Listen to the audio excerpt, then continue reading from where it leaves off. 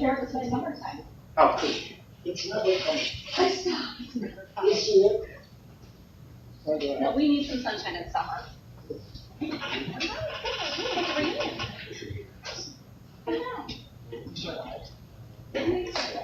well, I mean, I was just a one day.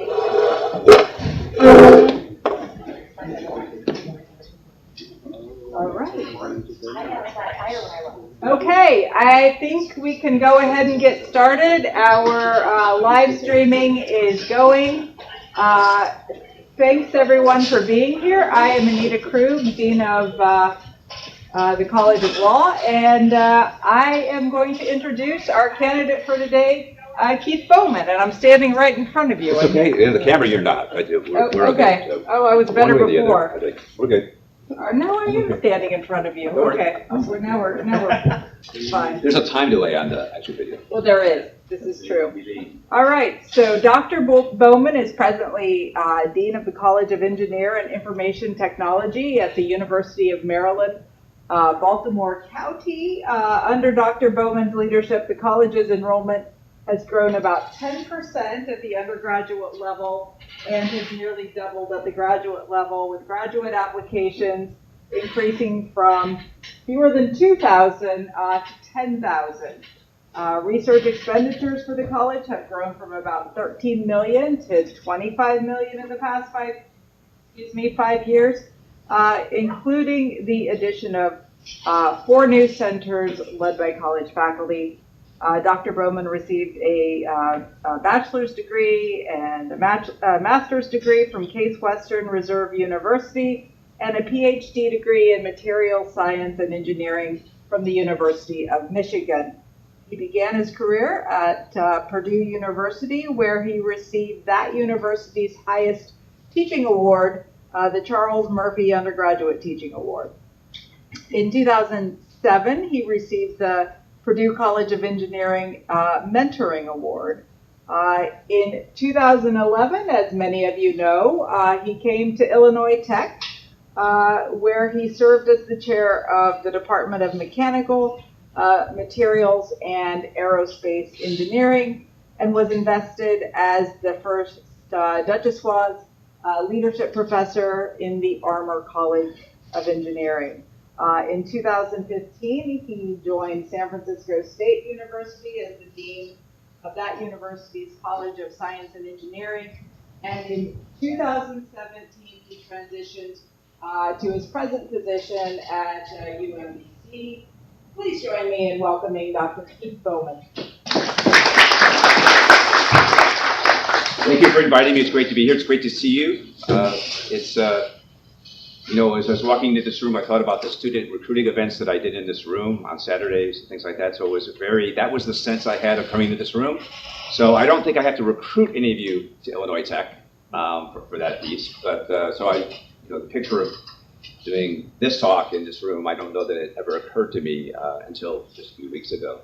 You did mention Case Western. I used to have to do call out for Case Western. I played tennis for Case, was catching the team, actually coached it for a while. So they just won the national championship in Division III in tennis after trying for several years. So they're a much better team than when I played for them, which is why they won the national championship. But you know, that's one good example from the connections that are there. I'm happy to be here. It was May 17th, 2011, when it was announced that I was going to become chair of Mechanical Materials and Aerospace Engineering. So this date even has some significance to me in that context.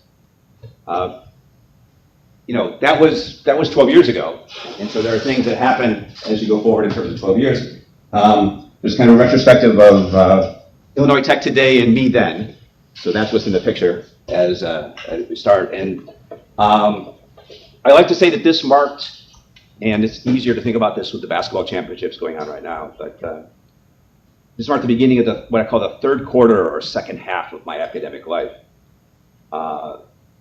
During the first quarter, I worked very, very hard, lots of Saturdays and Sundays at night, to be able to do research and teach and do the things that I did at Purdue. I also did a lot of sports, often a lot of risky sports, whitewater canoeing, tried to ski in more dangerous places, race mountain bikes, played competitive tennis, but I hardly ever took breaks or really practiced self-care. And I think I've learned a lot more about, since then, about how important that is. The start of the second quarter of my professional life began 20 years ago. I was in Sydney, Australia. I was on sabbatical. I had been in sabbatical in both Germany and in Sydney, Australia. And it actually was a year that was a real transition, which is why I label it as the start of another quarter. Because I had actually turned down administrative positions or even considered administrative positions for a number of years when I was at Purdue. Because I was trying to figure out how to come out to my colleagues and come out to people and tell people that I was gay. So right at this time, 20 years ago, I was trying to figure out what I was going to do when I came back to the United States on June 10th and how I was going to do that. And when I made that decision, I assumed I would never have an administrative role because there weren't any examples of chairs or heads or deans in any of the fields in which I've been connected to. So I just assumed I would never be here, never be a chair, never be in this position to be interviewing as provost here. Because there weren't any examples. There wasn't anyone really to think about. So I take all these things, I don't take them for granted, right? I take the opportunities as being something that's really very important. My colleagues at Purdue proved me wrong. They advocated for me to be appointed as head of the School of Materials Engineering. At the same time, my partner was working in Chicago, so I spent 7 years driving past Illinois Tech to go and to, at least on weekends. So when I joined Illinois Tech in 2011, I told people it would reduce my commute by 120 miles and by about 2 hours. Depending on the traffic, it could be longer between here and other parts of Chicago where we lived. We also realized at that time, we realized even since we left in 2015, that Chicago is home. I tell people that I have proof that Chicago is home because it's the only place for which there's a flag tattooed on my body. So there's a tattoo on my right calf of the Chicago flag. No one else has any space in that context. One of the things I learned when I came here was really about the history of this institution and what it has meant, what it has meant at different times, and also what it could be. And I think that has never left me. And so, I've tried to frame a lot of what I do and think about. And really from that time, and even since I left, I've tried to make sure I talk about Illinois Tech. And this is the cover slide that I used for the last couple of years that I was here. It was a picture I actually took from an airplane out the window when we were landing in Chicago. And I just used this to frame so where the location was for Illinois Tech and to be able to talk about it. I didn't just talk about the location. I didn't just say that it was in Chicago. I talked about this piece about fulfilling dreams, and I showed this slide. This slide was from technical talks I gave, because I always advertised, and also from diversity talks I gave in my field, and talked about those three individuals, right, and those firsts that are tied to this institution, and how meaningful those are. Frank Crossley was the first person to get a PhD, was African American in my field, in metallurgy, in materials. Even as I was leaving, I worked to make sure that he was recognized as a fellow by TMS. And there's also a diversity award in his name, which I helped advocate for and write the letters for. And that took place after I left here, because I believed it was so important for my field, but also for my field to know about the contributions of this institution. Lois Graham, I had the opportunity to learn more about her and learn about her connection and see what she accomplished. I didn't get a chance to meet any of these folks. Frank Crossley was also suffering from a dementia, pretty serious dementia at the time in which I was here.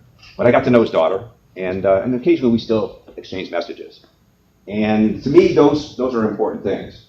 I don't know if any of you have seen this before. Lois Graham did an interview with the Society of Women Engineers in 2003. So because I'm in this classroom environment, I feel obligated to do this. How many of you have ever seen this interview? Seen the information? So it's really interesting because I think it's part of the story of this institution, and part of telling the story of this institution. So she talked about her life. She was one of the first 2 women to get a bachelor's degree at RPI. And the only reason they were allowed, her family was associated with RPI. The only reason they allowed the women to go was that war was on, right? And so they quote, let women in. But from this interview, I took a couple excerpts. And so this is the first excerpt. It says, I had an interview with GE, and they said, well, we can't pay you what we would pay a man, but you can make it up by working overtime. Right? So that was the context, right? I tell people, if you read on medium.com, there's a piece in there where I talk about my grandmother, who was a widow from the 1950s, and how the moment she could get a credit line, the moment the law was changed in 1972, I believe, she took off my uncle from being on all of her loans and all of her things, just because she wanted to be the person. Because until then, a woman could not actually get a loan in the United States. Lois Graham also said that she applied to graduate school, and when she applied to Caltech, they sent her a postcard. It was a form postcard. And they crossed out everything on the postcard and wrote in by hand, we do not accept women. Right? So that was her context. So what happened for her when she applied to Illinois Tech? Because it took her a while. She also did some other roles, but she got a PhD, and the first American woman to get a PhD. What happened was IIT not only accepted her, but she got an assistantship, which meant she could have money to be able to go to grad school. And they also had to put a washroom in the building because there were no women's room in the building, which is an interesting thing. If you think about the arrangement of bathrooms in history for some of these buildings, that's all part of the story, right? And so to me, those pieces and those parts are important for the history of the institution. And when I went to Case Western, I took what was called a sequence. It was almost like a minor. And when I went there, they don't have it anymore, but it was in history. And so that's where I come and think about a lot of these things. And so when I was here, I actually just had these times where I wanted to learn more. And so I spent some time, and I found an archive here that had some of the news releases from the 1940s. And this is one I took a picture of. This is on it's on my digital stuff, right? So this is one I took a picture of. It was from early 1942, and it's a quote. It says that 130 women of the Chicago area are now actually preparing to take important jobs in defense industries at Illinois Institute of Technology. They are students in the first such technical training courses ever offered for women in the United States. Okay? So to me, that's an incredible legacy, right? And when I give diversity-related talks and things, I still talk about this institution. It'd be easier to talk about it and also be here. That's a plug for myself. But I think there is an important history here and there's a reason that this institution is here. It is a special institution. It has a past that is important. And I also think it has an importance for the future. Last week, I was really honored to participate at the National Academies in a workshop on careers for women of color in tech. It's the second round of doing this. There's a publication out already. There will be another publication in about a year and a half, I believe. But this was the first of 3 meetings that will take place this year.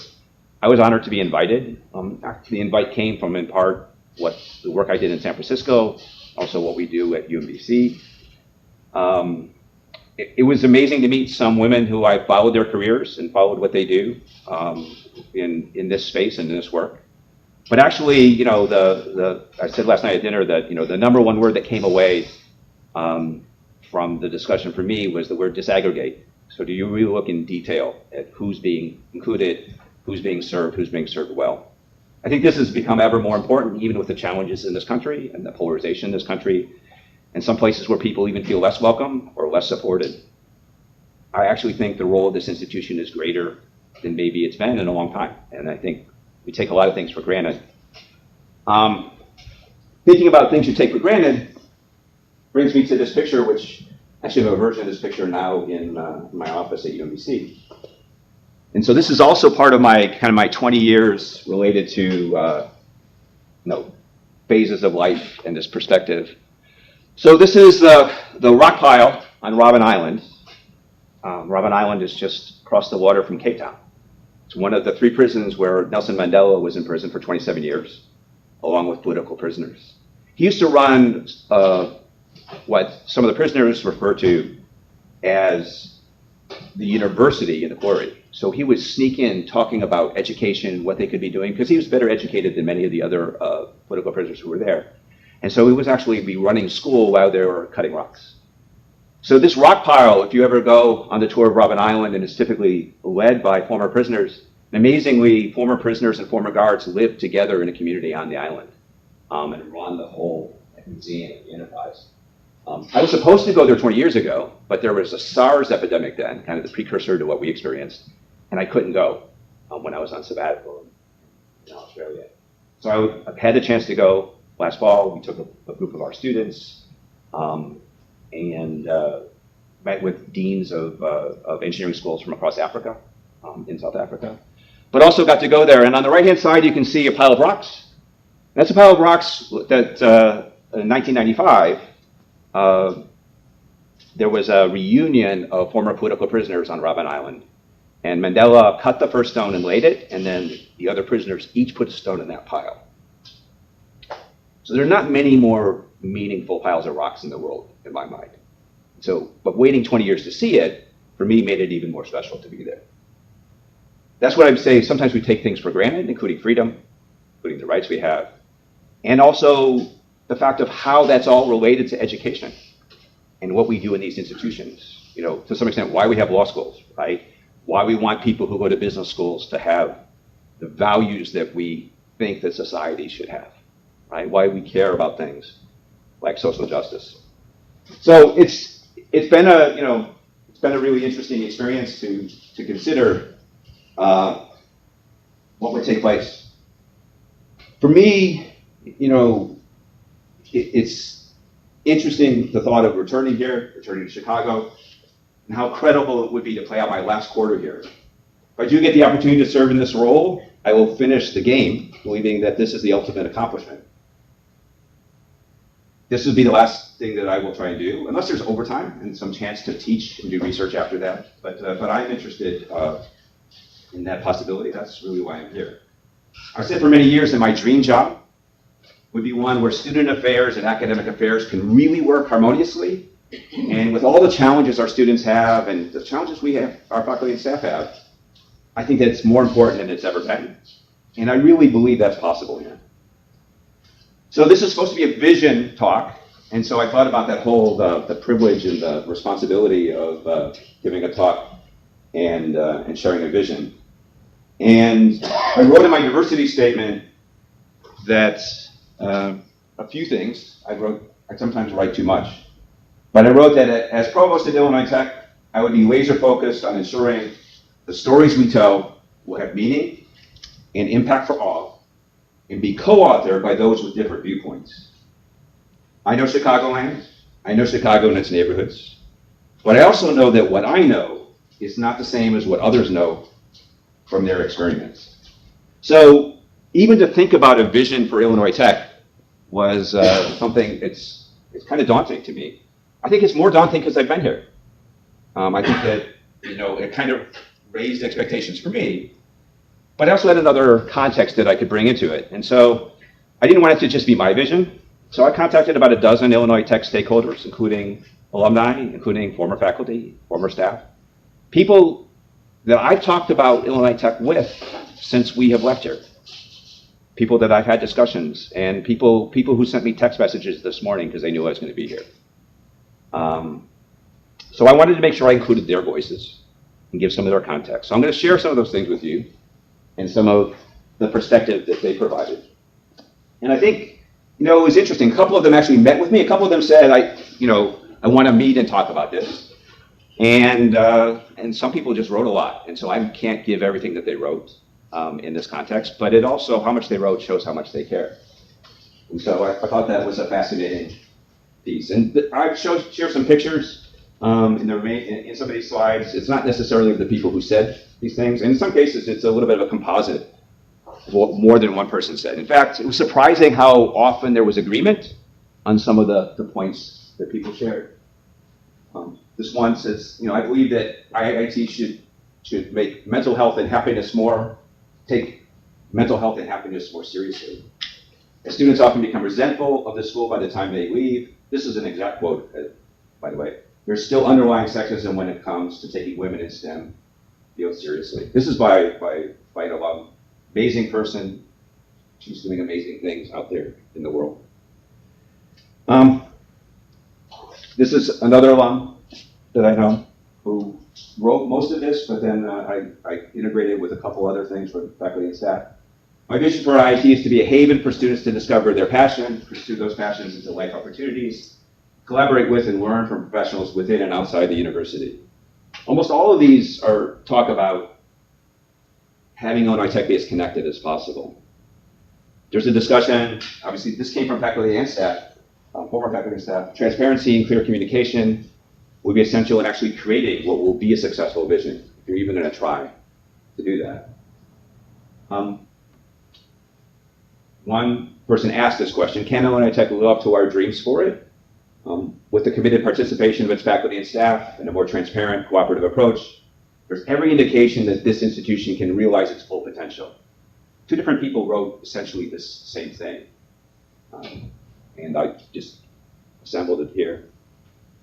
And this is also from someone who was an undergraduate, but believed that there could be more done to strengthen the research. And this is a student who I don't think participated in undergraduate research when they were here. But I do know that IIT produces some of the best researchers out there, so it could become a stronger research institution. So I took what I heard from them into context and wanted to think about, what could we consider in terms of trying to tell a story?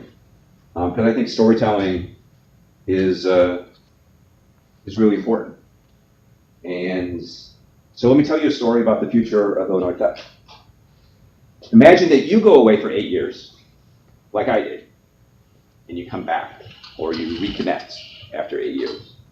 And the stories are not just being told by Illinois Tech staff and faculty and our Scarlet Hawk students and alums, but leaders from corporate and civic partners are telling our stories for us. The stories told of Illinois Tech will be how our exceptional students, staff, and faculty are their best partners, and how Illinois Tech has reasserted its leadership role in advancing underserved people. How this institution came back from some challenges to challenge others. And in challenging those others, ensured that women of color, queer and trans people, people with disabilities, people who have challenges they're overcoming that we don't even understand yet, all really believe in the institution. That we've addressed mental health and stress challenges as well as any institution, and that's those challenges for students, staff, and faculty. That the stories of Illinois Tech will be about incredible research and new technologies we developed in partnerships. We led with other universities, national labs, that we didn't necessarily go it on our own, that we found the right partners to help us move ourselves forward and also move others forward with us. But the stories of Illinois Tech will be how we fully and completely leverage the unique assets in design, architecture, law, and business to transform and elevate all that we do, to really fully take the incredible assets we have and apply them to how we run the institution and how we do what we do. So how could that happen? One of the most impressive elements of my time at UMBC has not been our chemical engineering Jeopardy team winning the national championship, even though it was very cool and the team captain predicted that they would win the national championship. He came to my advisory board meeting, they had come in second twice, came to my advisory board meeting in September and said to the advisory board, we have promised Dean Bowman we were going to win the national championship. So then 2 months later, they sent me a text, we just won. And so this is, if any of you have ever been to the event, I have a number of friends who have been to the event. It's a pretty intense competition, but they predicted they would win. There's a certain cockiness and a boldness that's there, but it's part of what my experience this last 6 years. One of the most impressive elements about being at UMBC has been witnessing the power of partnerships for our education and research programs. UMBC was founded in the 60s, would not have become what it is unless it was focused on partnerships. As well as any land-grant institution or any institution, the focus is on partnerships. I also believe we have the best career center operation for any university our size. It creates incredible synergy with our academic programs and our faculty, and everyone benefits. It's led to research projects, research programs. It helps us in fundraising for sure. Significant portion of our research growth came through partnerships that came from those connections. Illinois Tech students are every bit as good as my students at UMBC. But in my current graduating class, there's over 100 students who are going to go work just for one company, Northrop Grumman. It's a large fraction of the students. About half of those students are going to go into internships. About half are going to go to full-time jobs. Those are in mechanical engineering, computer engineering, engineering management, computer science, and information systems programs. For each of those programs, there are graduates on there. Those students don't just look like America. They also include a broad spectrum of backgrounds that are historically underserved or invisible. It's fascinating. We had a discussion of a company saying that they want, with a couple of major companies, including Northrop Grumman, that they want to know more about our students who are neurodiverse. They're really trying to understand more how they can work with a broader cross-section of employees. In some respects, they're ahead of us. One of the questions I was asked earlier in this visit was about resistance to equity inclusion work, because people say, well, it costs money or it's more expensive, right? So the thing I was thinking about as I was having lunch is, maybe that's the wrong question, is what is the cost of not doing it? What is the cost of not putting those things in place, right? Let's reverse the thing and reverse the question. Overcoming doubt is hard, right? For me, being asked to give the Pride Month lecture at the Army Research Laboratory, I previously had Army Research Laboratory projects before Don't Ask, Don't Tell was removed.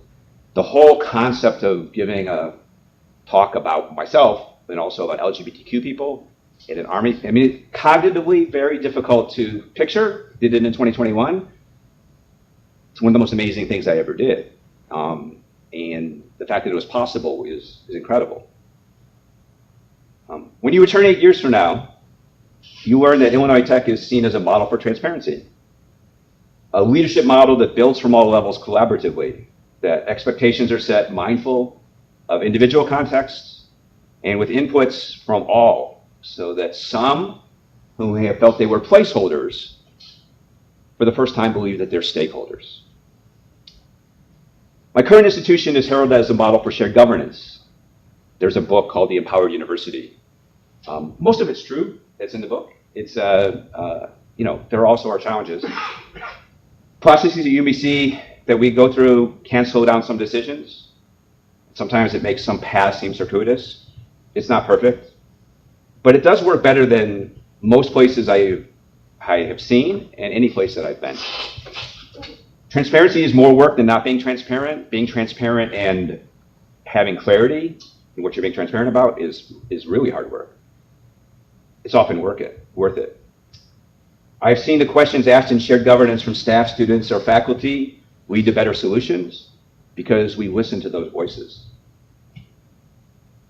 One of my least favorite terms, which I have heard so much since I started leadership and management jobs 18 years ago, is the term buy-in, right? I actually have almost an internal discomfort, like, I'm hearing this word, do I not say a bad word after I hear this word, right? I mean, it's really, really very hard. Because it starts with the assumption that the people who are buying in are outside. And, to me, leaving anyone outside in Chicago during winter is not good, but leaving anyone outside, if you have to get people to buy in, that means you're starting out at a deficit in terms of your leadership overall.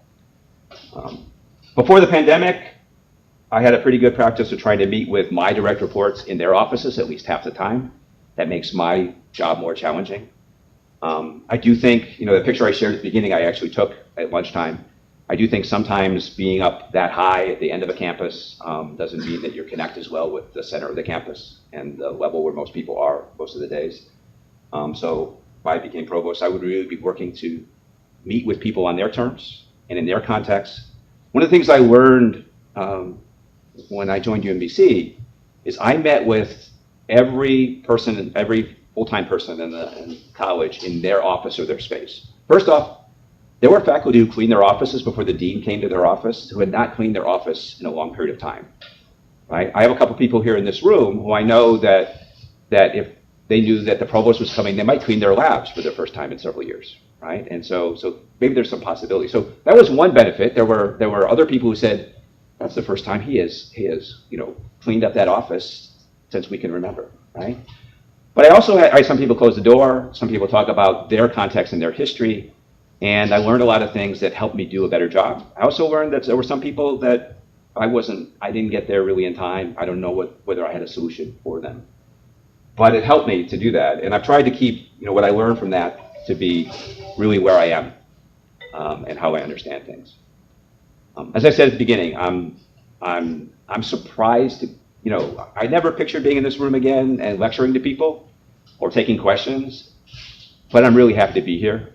And those of you that I know, it's great to see you. And thank you for inviting me to be here.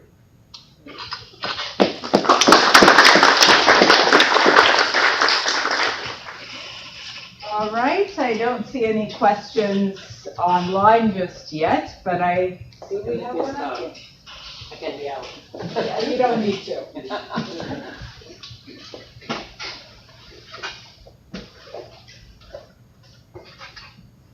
Yes, I had a question.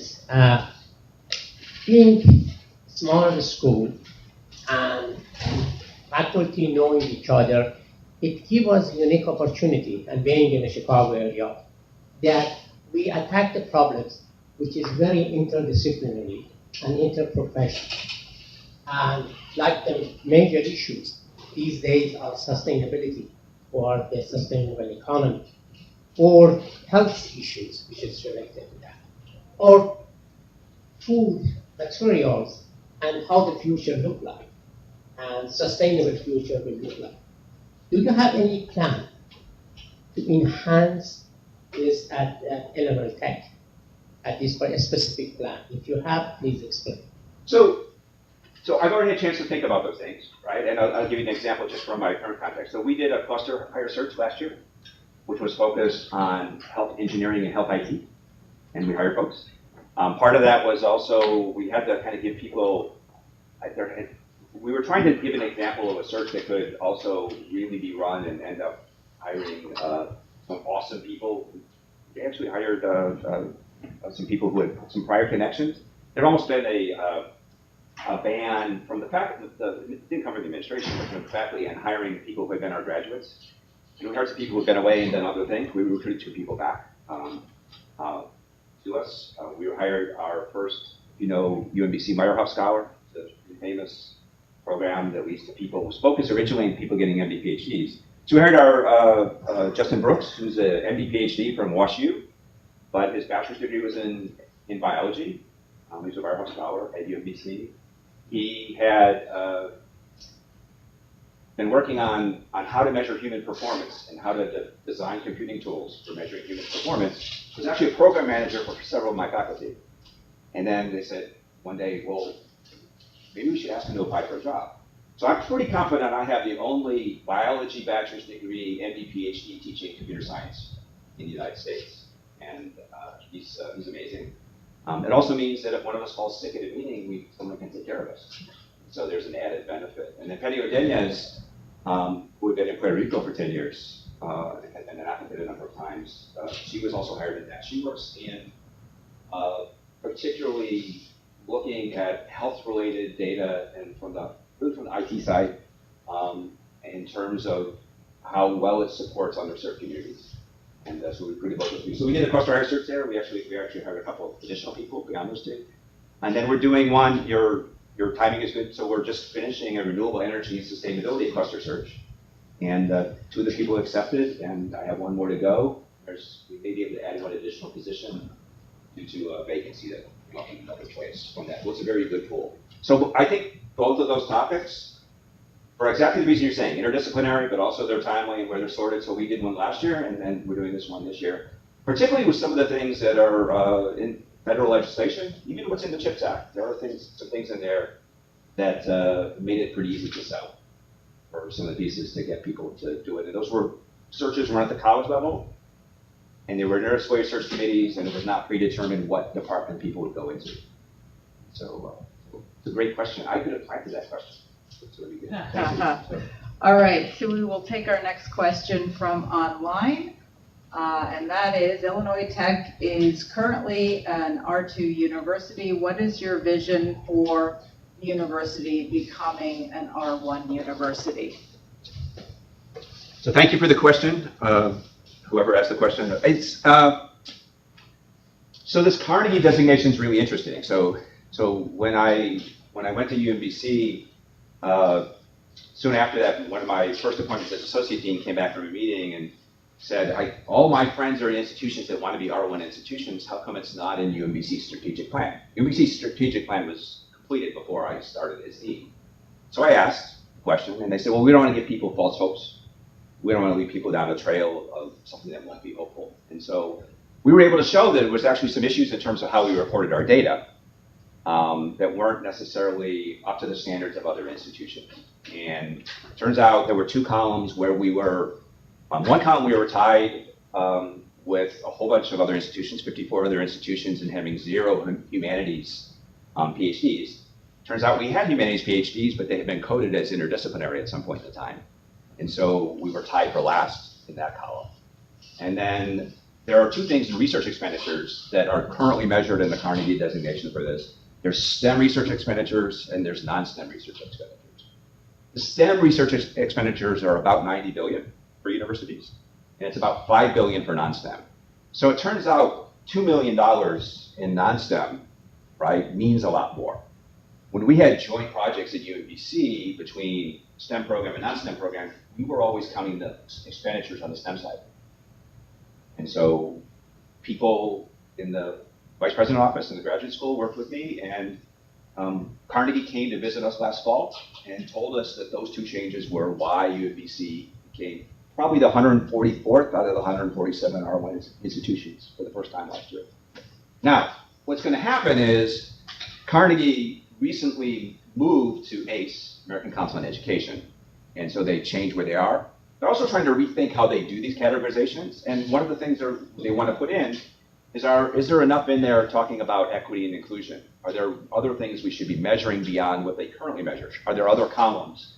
And what could those be? So they're kind of going through an exercise. They've gone to certain places, and I've been in meetings with them. I also have colleagues who've been in other meetings with them. And so they're trying to figure out what the next path is, because it's not perfect. And you know, the process, I knew when Ohio University went in on Monday, I knew we were very close, and we'd probably be just not, or we would be go in. And so late on Tuesday night, our president got an email message from Carnegie. He announced he's going to step down. They said maybe it's a retirement gift to Freeman. And he didn't want it because he felt it would create extra pressure for the new president, because our new president has to sustain it. I told him that I had told him that the people who were already there deserved it because they have done the work that's part of it. Now, UMBC has a tremendous advantage geographically, right? There are a lot of benefits to being that close to NIST and to NASA, a lot of NASA facilities and ARL. So you have to take advantage of wherever you are. The path from R2 to R1, it's a pretty long row. It's actually on the plot that's in some reverse engineering pieces of it. There are some significant changes that would have to be there, and they would take significant investments. You do, in my mind, for sure underreport in the HERD data, for the higher education research data. You do underreport the amount that the university invests in research that the university pays for. You report about 6 or 7%, which is low. People do more research than that is reported. A number of institutions have not reflected and gone through how that should be done. We just took UMBC through that this last year, and there are pretty standard ways of approaching that. But to get there, I don't believe you will get there without partnerships. I don't believe you will get there without having some other connections and doing more work collaboratively with other organizations. Particularly for a private institution, you have to do it by being more connected with other institutions. And sometimes that means, trying to be a partner, trying to get as many times as where you're leading things and have other partnerships. For us, that's been the real key to what's really happened for us in the last 4 years in Ohio, was the partnerships just came from being open to saying, what could we possibly do? And we've submitted some proposals even recently that weren't successful, but they were viable, they were doable, and with institutions that don't ever even think about being our money, right? But we would have been leading those. The new newish iHeart Center that we have, part of the Harnessing the Data Revolution funding from the National Science Foundation. You know, our partners are Dartmouth in Colorado and University of Minnesota, and but it's led from us. And, that took people deciding that we could try and lead something like that. Thank you. So I'll do another one online, and then I see we have a couple from the in-person audience, and I'll go back to you in just a minute. The next question is, would you talk about some of the headwinds facing higher education in general and some specific opportunities for Illinois Tech? So we should know wind in Chicago, right, anyways. But I mean, the headwinds are, you know, the so-called enrollment cliff that's there, particularly in some regions in the United States. I think the context of the challenges here, you know, it's always hard to, you know, figure out, and I've discussed this in some of the early meetings I had, is that, you know, there were financial challenges when I was here. I think there have been financial challenges for a long time. To some extent, if you have challenges, I think this is one of my rules of being in leadership roles for a number of years. If you have challenges and you decide that you're going to kind of paper over them, or not talk about them, or not address them, when things really become more tenuous, you're even more at risk.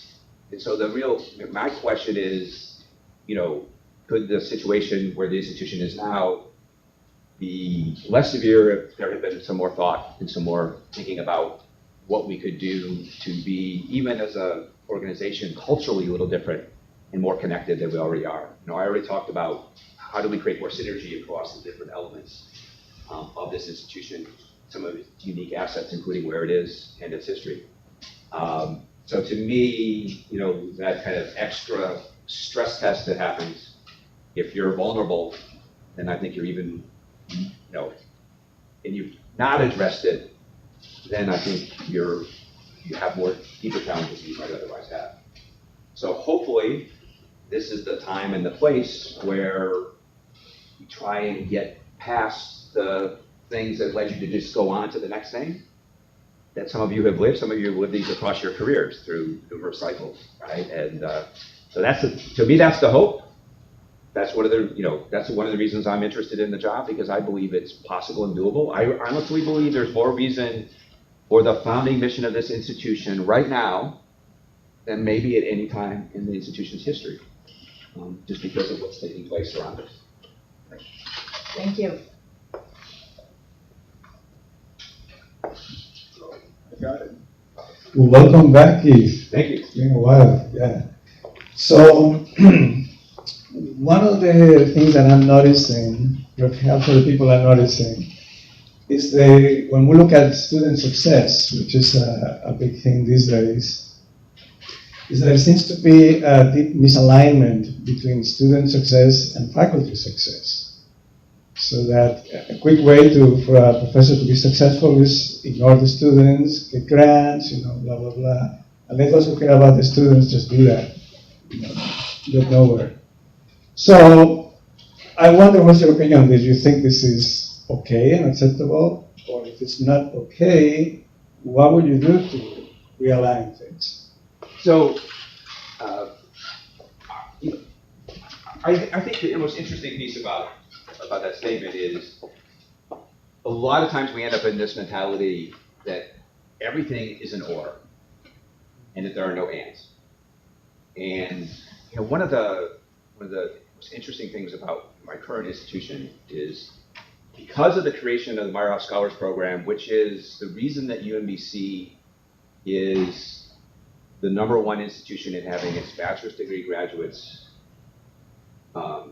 go on to get MD PhDs, or go on to get PhDs in natural sciences, or Black or African American. The reason why UMBC leads the United States in that, having its undergrads go on most often to other institutions and receive those degrees, from those backgrounds is because the amazing students that we recruit to the campus. All those students do undergraduate research. A lot of my faculty have built their careers off of how that has helped them be more successful in research, in addition to having graduate students, right? And so we have, and you have students here who are exceptional undergraduate researchers.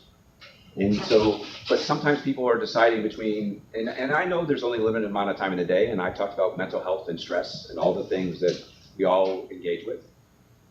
You know, when I talk about I'm also talking about doing this and doing that and doing service, right? And helping me on a recruiting event on a Saturday, right? Those are all things that we ask people to do. So I don't think you can ask everyone to do everything. I think there's the question of have we engaged people to where they can all do well. I don't expect everyone to finish their career with 3 or 4 dozen PhD graduates from their group. But unless we have, you know, some 1 out of 6 or 1 out of 7 of our faculty reaching that in the places where there are PhD programs, we're not going to be, as a collective, as successful. And so I think there's the question of that, you know, the balance. It's not, I don't think it falls in any individual's, it's not any individual's role. I tell people that chairing MMAE, I don't know if you know this, when I started as chair of MMAE, there were 2 mechanical materials and aerospace engineering programs in the United States. The other one was at University of Central Florida. They actually essentially had a meltdown, and they bifurcated and split apart in an acrimonious event. You know, MMAE is complicated. There's a lot of programs, there's a lot of constituencies, there's a lot of research areas. So it's a question of really trying to look at how the things are us forward, and what things that what we can do. I think that this is the challenge in academia everywhere, but I don't think it always has to be an or. I know some of my best teachers, every place I've been, have also been my best researchers. Every place, every program.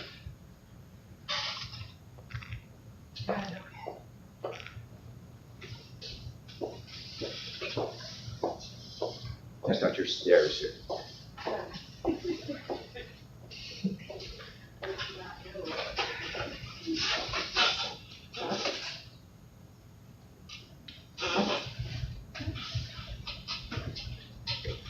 Thank you for your talk.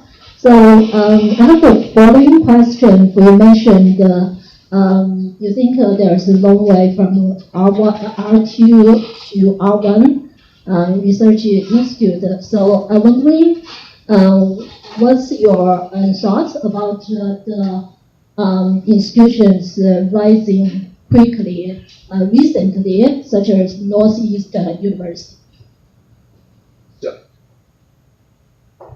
So I think, you know, Northeastern's a great example, right, in terms of what's taken place and investments that were there. It is probably the best example, so that's a hard question. I think the biggest thing that they were able to do, honestly, was leverage what they were able to do, in part with their co-op programs. It's a co-op-based institution, and leveraging that into partnerships that led to creating some momentum. So when I say the path from R2 to R1, that there's some distance there if you simulate it and run it for Illinois Tech. You have to move significantly in some of the columns that are currently there. I believe those columns are going to change, and I believe the weightings are probably going to change. That's my expectation as it stands right now. The real question is, how do you move forward, right, in that, and also provide the educational piece and have people do all their work? And it comes down, in the end, to the baseline piece is that we're here, we would not have jobs if there weren't students. And the student experience and what the students are able to do is a pathway towards us being able to do all the other things that we'd like to do to sustain ourselves in research and sustain our work. But Northeastern leveraged their reputation and their placement very well. They're on an expansion program like no other institution. The former computing dean there is a good friend, Carol Grogley. I just saw her last week. And so I think it's a great example, but you know, Obviously, the president here has some perspectives on that as well, and has that experience, and I think that's probably one of the reasons that he's here. And we could talk, he and I will probably talk about that a little bit later. I think it's a great example, but it wasn't a 3-year or 5-year thing, right? That's been going on for really a decade and a half, what they've done. So that's really what my time frame is the next 2 or 3 rounds of Carnegie rankings, et cetera. You can see whether you move forward or not. You can see where your goals are. I mentioned the higher education research data, which is another simple ranking to do, is how well you rank in different columns and things like that. So, Illinois Tech, in the last set of that data, in the engineering column ranks 130th, and the computing column ranks about 119th. And if you compare that to Rochester Institute of Technology, Stevens Institute of Technology, Worcester Polytechnic, some of those institutions have moved up in that, and Illinois Tech has not moved up across this last 12 years. Pardon? You mean computer science is 83rd? We moved up. In HERD? What do you US No, U.S. News for sure. But that's a vote, right? I'm talking about research expenditure, the number and the HERD data. So. All right, so I'm going to do one online, and then I'll go back. I know we have more audience questions here. Can you give an example of ways you have supported a safety culture at your university? It's a great question. I don't know how many of you know about my experience with picric acid here. It resulted in the bomb squad coming to Illinois Tech one day when I was here. But my current institution is, our first partnership award that we gave, which we created just a couple years ago, was to our safety officer on our campus for helping us in our college. I think my experience at Purdue in the School of Materials Engineering, I was known as the professor that students would see me and then check to see if they had their safety glasses on. So that was a part of my experience overall. At UMBC, trying to get folks to think about what they work with and to follow the process and the procedures is always a challenge, because a lot of times people want to be creative. So we've had to put in a number of things, even at the university level, to control a little bit more. And this means that there's another step sometimes in purchasing, so that we have a heads up about what ideas people have. And that's probably the biggest change that we've made there, is also the question of making sure that we don't just comply with the law, but we actually think about really what we could do. And it's one of the things that I believe that I have championed more than anybody else since I joined UMBC is risk management. We now have an enterprise risk management process, but we had our own risk management process. We started in the college before the university decided they had to do that, and that was really where our biggest risks. I have researchers doing work in a former juvenile detention facility adjacent to campus, where some labs were established 30 years ago. And there are some real challenges with that space. A so-called clean room had been established there that had failing systems in it, and so we shut it down, which means that, and there's not enough money to fix it in that building. In fact, it would be so expensive to really make it truly work, so we just shut it down. Fortunately, that faculty member was really pretty much at the end of their career in terms of where they were, or could have, I don't know what else we would do, but the facility was not acceptable as it was, so we shut it down. But that building also doesn't have potable water. All right, I'm going to grab this question up here.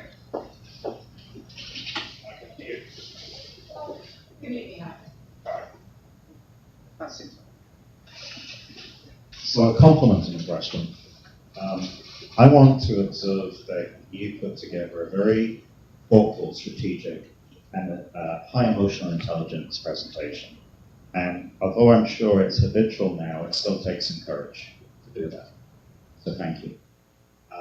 Also, you're the only person in this space I've heard talk about neurodiversity other than myself.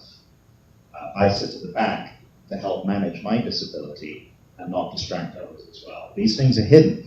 And when we talk about diversity, we need to be diverse as we talk about it. Just to distract you, the question doesn't have much to do with the conflict. In your current position, you note, or it has been noted of you, that there's a 10% increase in enrollment for undergraduate students and a doubling of graduate students. What were the high points in helping reach that, and what was your personal contribution? I think it's a great question. Thanks for the comment too. I'll mention that, I worked for 10 years at the Engineering Deans Institute meetings, which Kevin was there, to try and get a session to be there on the less visible elements of diversity. And so it was really very cool to be able to do that. And my colleague who co-presented with me talked about his two sons also and their perspective. It was pretty intense. And so those experiences are what make me feel comfortable to talk about some of these things. As far as my contributions for UMBC and the enrollment part is, we focused on two things since I interviewed everybody my first semester and went through it, and that was on the student experience and building a strong college. There were a lot of things left that were, college was created in name, but processes didn't match there being a college. But the student experience piece was, we wanted to have a better story about the student experience. I tell people that, and our new president has, I should have copyrighted that, our new president has kind of stolen it. I said that UMBC is Maryland's nerdy chic campus, where there's no football on Saturday. We study chemical engineering Jeopardy. Students study more than other places. And some students don't come because they don't want to be in that place. That's where our president has said calls it nerd chic, which I don't think is exactly the same. But she's been calling that in a couple of interviews recently. We were trying to make sure that the student experience, that there were more stories written about what our students do outside the classroom, what our student organizations do, so that we had better visibility, because we are competing for students. And we're competing for students sometimes with College Park, but a lot of times more with private institutions and even public institutions north of Maryland. If you look at the first choice, second choice piece, that's a lot of times with where. So how do we stand out from that? Was making sure that when students visit our campus or read about us or learn about us, that there's an additional piece, another reason to be at UMBC. So we really have focused on building the strength of the leadership of our student organizations, student organization leaders, trying to make sure our advisors are more thoughtful for those student organizations, whether they be NESD, SWE, SHIP, ASME, IEEE, ACM, Hack UMBC, whatever those organizations are. Our Baja team had a really bad weekend in Wisconsin last weekend, but the car works. So we tried to have that other piece, and so our enrollment is up 10%. We've gone from being less than a third of UMBC's undergraduate enrollment, for context, to where we're 40%, and our applications for the college are up about 35%. So we're actually able to be a little bit more selective than we were before. And so that's helped the institution, and that's helped a number of other parameters that measure us. On the graduate side, it was really interesting is that I have this amazing cadre of faculty, particularly from South Asia, particularly Indian diaspora of faculty who came to UMBC and helped build it as a research university in the late 90s, starting in the late 90s, really, when a lot of the colleagues came and started our computer engineering program, et cetera. And people in my college, even from India, didn't actually realize how strong our reputation was there, particularly with multinational companies and just Indian-based companies, how strong the reputation was. And we had never marketed the graduate programs before. There had never been any marketing before. And so we started out, we did some marketing of particularly the master's programs. Both times I interviewed to be finalist to be dean at UMBC. The number one thing I heard from faculty was improvement of the graduate student quality. So that was part of the reason we went into the marketing piece and did that work. And then the other part was the question of what's the word of mouth about the experience of students when they come to our campus. And so we focused on that part a lot. And then there was this pandemic. There may have been one here too. There was this pandemic that happened. And we were all geared up. We actually had done a lot of this work with the plan that fall of 2020 was going to be where we would really start to see the impact of a lot of this happening, right? And so that, I didn't have enough foresight to know what was going to happen. But there were students who deferred to spring. And we had our largest increase in spring enrollment ever in history in our graduate programs. And those students managed to get to Maryland. I don't even know how some of them got there, with how hard it was to get flights and visas and all those things. And with this group of students who came from information systems, data science, cybersecurity, computer science, engineering management, and our graduate student government couldn't spend their money because they had money for events. And so they decided to spend part of it on paying for the quarantine of those students, or those new incoming students. We had to figure out a way to pay it with the rules and stuff, but they paid for the quarantine, and then we ended up with this kind of group that really became a super cohort of people who had hybrid classes, but then had some of these in-person experiences. And we are now over 11,000 applications for fall for our graduate programs. It was 1,200 6 years ago. A lot of that came from the students who graduated last year, or that group that came in spring of 2021. Who posted on social media things that made us sound better than we are, honestly. They did videos, they showed their commencement, they showed where they lived, they showed the gym. And so I expected our master's enrollment to grow by 250 last fall, and it grew by 400. And I attribute the rest to word of mouth.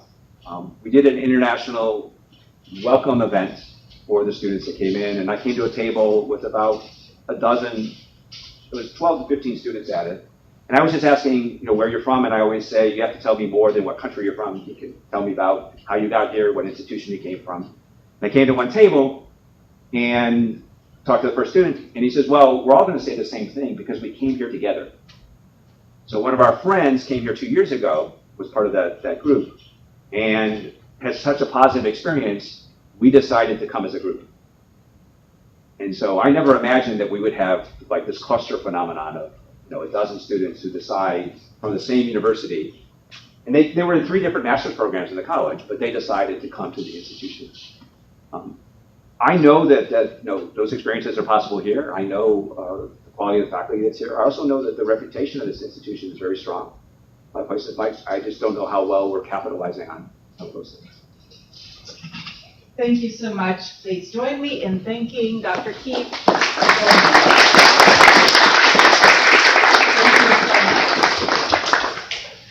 Thanks everyone for being